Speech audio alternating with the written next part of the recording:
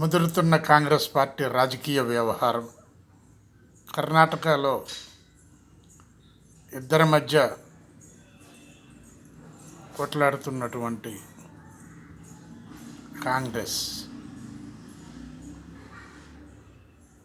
Siddaramaiah versus DK. వీళ్ళిద్దరూ 1/1 పరిపాలించాలని agreement. కానీ సిద్ధరామయ్య గారు ఇవ్వటం లేదు. డీకే శివకుమార్ పరిపాలించాల్సిన టైంలో కూడా సిద్ధరామయ్య ఉంటున్నాడు. ఇదే విధమైన కొట్లాట ఇంతకుముందు రాజస్థాన్లో కూడా జరిగింది.